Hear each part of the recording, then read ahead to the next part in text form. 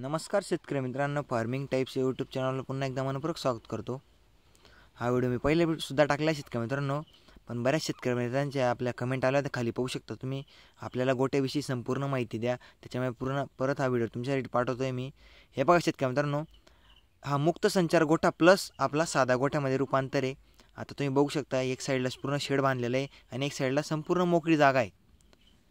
आता मी असं का म्हटलं की दोघीमध्ये हे बघा शेतकरी मित्रांनो, तुम्ही या साईडला पत्र्याखाली त्यांना बांधून सुद्धा ठेवू शकता किंवा त्यांना मोकळं सुद्धा ठेवू शकता। त्याच्यामुळे आपण मुक्त संचार गोठा प्लस आपला साध्या गोठ्यामध्ये सुद्धा याला म्हणू शकतो। जर आपल्या चॅनल नवीन असेल शेतकरी मित्रांनो, आपल्या चॅनलला नक्की सबस्क्राईब करा।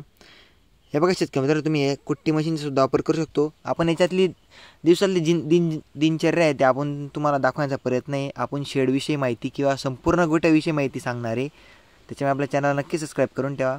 आणि आपण शेवटी आपल्या मुक्त संचार गोट्याचे फायदे व आपल्या साध्या गोट्याचे फायदे तोटे सर्व काही सांगितलेले आहे, त्याच्यामुळे व्हिडिओ पूर्ण बघा शेतकरी मित्रांनो।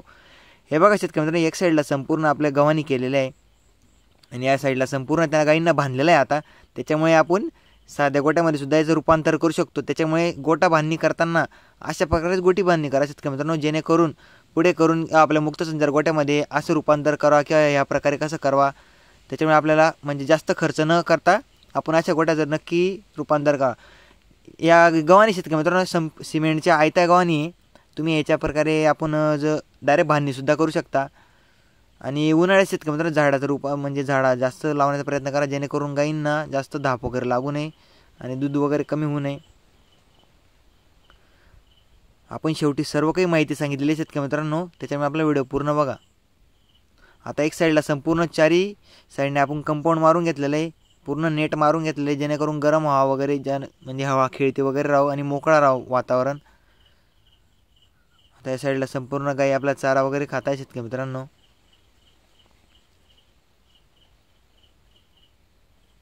आता तुम्हाला सर्व फायदे व तोटे सांगणार आहे पुढे, त्याच्यामुळे व्हिडिओ पूर्ण बघा। हे बघा शेतकरी मित्रांनो, मुक्त गोट्याचे फायदे असे शेतकरी मित्रांनो, त्यांचं मानसिक संतुलन जास्त प्रकारे असतं, दुधामध्ये चांगल्या प्रकारे वाढ होते आणि कमीत कमी खर्चात आपला मुक्त संचार गोठा होऊन जातो। आणि त्यांना म्हणजे दिवसात फिरायला चांगल्या प्रकारे भेटतं, जागा बदलायची गरज शेतकरी मित्रांनो येत नाही आणि जागा म्हणजे कमी जागेत सुद्धा होऊन जातं आणि उत्पादन चांगल्या प्रकारे वाढतं शेतकरी मित्रांनो, जेणेकरून त्यांना कुठलाही त्रास वगैरे होत नाही आणि रोगप्रतिकारशक्ती चांगल्या प्रकारे वाढते त्यांची। त्याच्या मुक्त संचार गोट्याचे खूप फायदे आहे। आणि जो आपला साधा गोठा असतो शेतकरी मित्रांनो, त्याचे तोटे सुद्धा तुम्हाला पुढे सांगितलेले आहे। हे बघा शेतकरी मित्रांनो, जनावरांना पर्याप्त हालचाल मिळत नाही, जेणेकरून त्यांना काय होतं, ज्यांची हालचाल होत नाही त्याच्यामुळे आपल्या दुधात पण कमी होते आणि आजारी पडण्याचं प्रमाण पण जास्तीत जास्त वाढतं आणि एकमेकांना मारायची धाक पण जास्त असतो आणि आपलं दुधात पण घट होते खूप। आणि जास्तीत जास्त आजारी पडतात शेतकरी मित्रांनो त्यांना, आणि नैसर्गिक आपत्ती जेणेकरून कुठं आग वगैरे लागली किंवा जास्त पाऊस आला तर आपल्याला सोडायला जावं लागतं शेतकरी मित्रांनो। कधीही आपण मुक्त संचार गोठ्यांना कधी काळजी घ्यायची शेतकरी मित्रांनो। आणि कायम जनावरांना ताण असतो। आणि व्हिडिओ कसा वाटला शेतकरी मित्रांनो, धन्यवाद।